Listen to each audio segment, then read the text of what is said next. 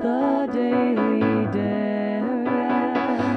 We are walking the path of holiness.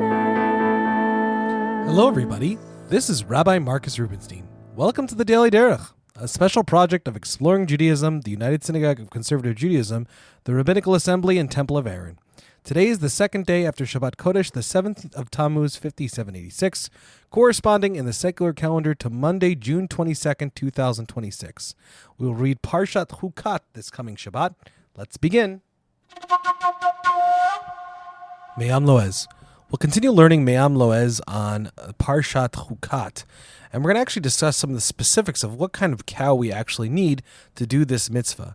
And remember, we're talking about the mitzvah of the red heifer in this parsha.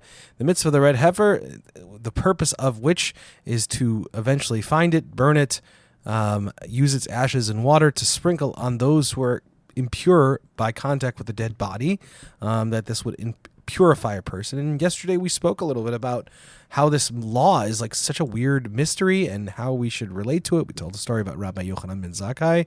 And now we're going to talk about some of the specifics of the halacha itself. So when it comes to the red cow cost an enormous amount of money. It was extremely expensive because cows that are completely red are very, very hard to find. And it really had to be completely red. The most amount of non-red hairs it could have was 2 white or black hairs. If it had 2 or white or 2 black hairs, or a mixture of the two, it is considered unfit. The most it can have is 1 hair that's not red. It's common to have a cow, maybe not common, but at least a lot more common to have a cow that is red, somewhat, but for it to be completely red, this is very hard to find. So this is a very, very rare cow. Also, the Me'am Loez talks about that it can't be bought when it is extremely young. It has to be bought at the youngest 3 to 4, but needs to be bought basically as an adult. And at that point, when it's bought, it has to be completely red. The reason why this makes it actually a lot more difficult, because the animal also could not be worked at all. It could not be used at all for the normal things that cows or bulls are often used for, to work the land.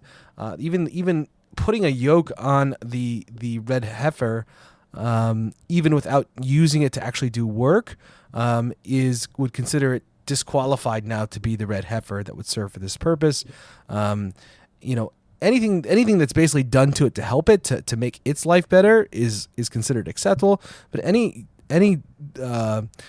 way in which a person tries to use the red heifer to do something else besides using it as a sacrifice and using it as a balm to purify the impurity of corpse contamination would render it disqualified for service.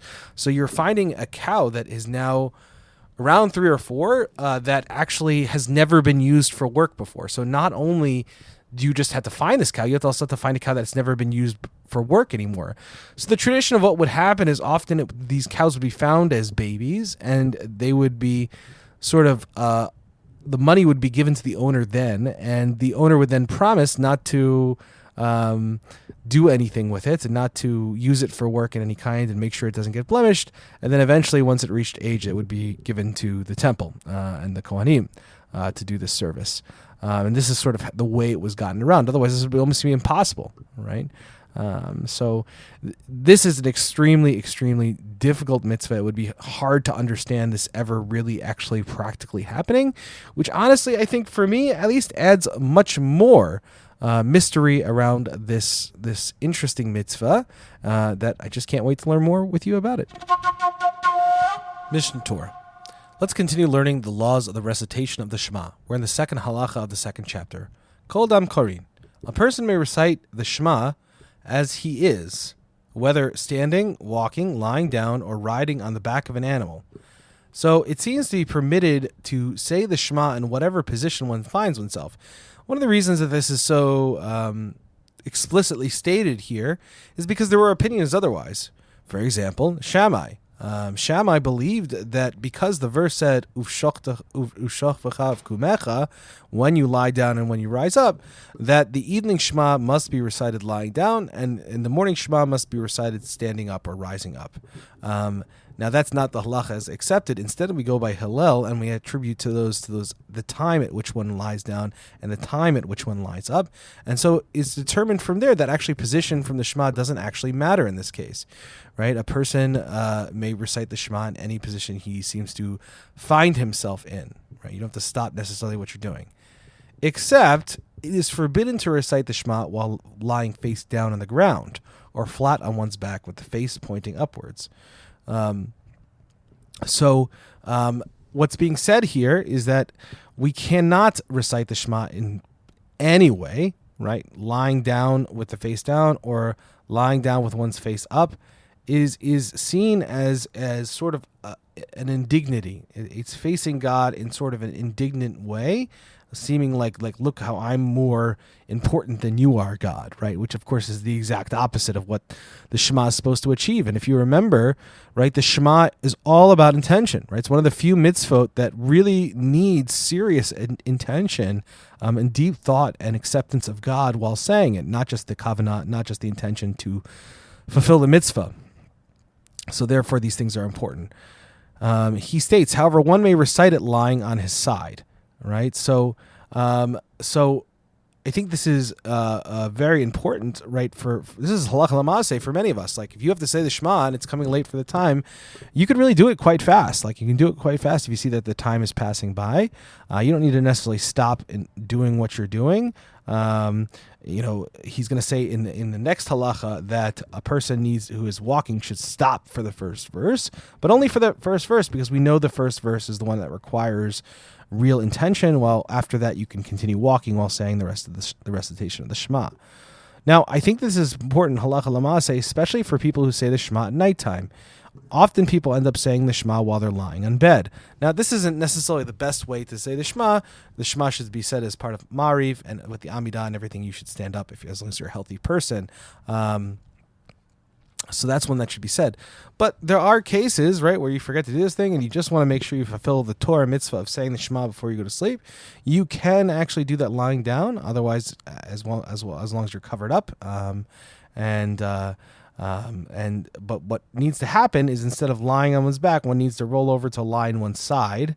And then if one lies on one side, it's a position of enough dignity to say the Shema and really intend that first verse. So for me, at least, this is a very practical halacha, and I think important to tell people so that we can all fulfill that mitzvah of reciting the Shema. Menorat HaMaor. We'll continue learning about God's justice in this world and how God does justice. It's interesting that the Menorat HaMaor is sort of switched topics between pursuing God's justice, having like this positive kina, this zealousness or jealousy to pursue God's justice and justice against evildoers, to this idea of, but then again, God is the one who does justice. And if God does justice, then why do we necessarily have to go and do justice ourselves against the evildoers? Why doesn't God do it? And I think that's what really brings up this paragraph here. And this paragraph, I think, is quite profound. It's saying a lot, and we're going to try to get through it together. The Menorat HaMaor says, and if the Holy One, blessed be He, grants the wicked an extended period of prosperity and tranquility in this world, it is in order to exhaust whatever merit they possess in this world, which is temporary and fleeting, so that their punishment in the world to come may be complete. Right? So the idea here of what is being said is that, like, sometimes you're going to see a wicked person receive some prosperity, some peace, some tranquility in this world, even for a long time. And the reason for this is so that they can exhaust whatever good they've done in their life, that God can exhaust whatever good, so that in the world to come, it's sort of all bad, right? That he kind of wastes, the wicked person wastes any good they do or any reward for the good they do in this world. And that's, of course, what we see as human beings. This is what's talked about in Tractate Ta'anit 11a. It says there, a faithful God, this is Deuteronomy 32:4, just as the Holy One, blessed be He, rewards the righteous in the world to come for even a minor mitzvah that they may perform in this world, so too He rewards the wicked in this world for even a minor mitzvah that they perform in this world. Right? The idea is that, like, yeah, God is pretty faithful, right? does kind of the same thing, right? Just as God rewards the righteous in the world to come for even the smallest thing we do, God doesn't forget it, and gives that reward in the world to come for the smallest of things. So too, for a wicked person, they're rewarded for the tiniest mitzvah, but in this world in which they do. And so to the opposite, without injustice, the verse says, and this is Deuteronomy 32:4 continuing, right? This is basically tziduk adin here, declaring God a true judge at this moment, Hashem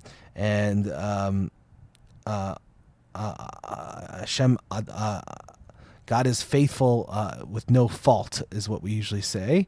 And so the faithfulness of God is repaying us for the minor mitzvah we do, for the wicked in this world, for the good in the world to come. And without injustice, without fault, just as the Holy One, blessed be, exacts punishment from the wicked in the world to come, for even a minor sin they commit in this world, so too he exacts punishment from the righteous in the world for even a minor sin they commit in this world. So when punishing us for transgressions, the righteous person is punished in this world, while the wicked one is punished in the world to come. So of course what you see being, of course, in this world is that the righteous are rewarded for the bad they do, and the wicked are rewarded for the bad they do, and the righteous seem to be penalized for the good they do. But this, of course, is only true if you excise the world to come out of your understanding of this. So righteous and upright is he, is how the verse continues. So the sages said, interpreted this idea, at the time of a person's death, all of his deeds are written out before him, and he is told, on such and such a day you did such and such, and he replies, yes. Right? Meaning, when you die, according to Jewish mythology and Jewish understanding, according to the rabbis, Jewish sort of metaphysics, is that what happens is the soul gets judged by God, and God sort of reads through this list of all of your transgressions that you've done,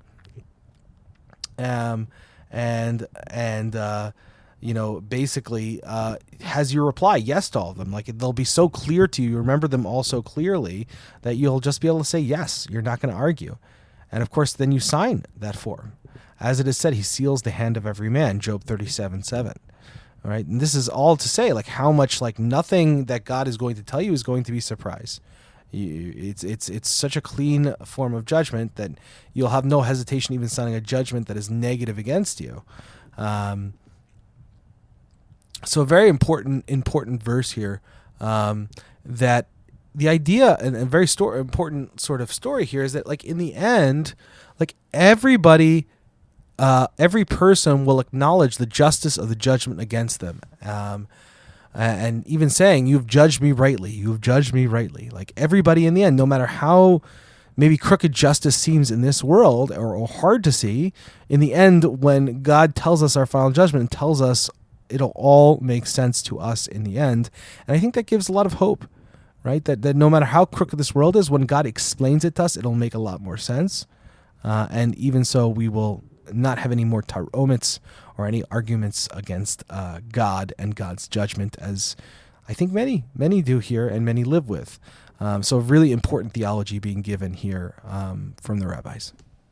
Well, that's it for today, everybody. Thank you so much for listening to the Daily Derech. If you have any questions, comments, or concerns, please feel free to email me anytime at rmr@templeofaaron.org.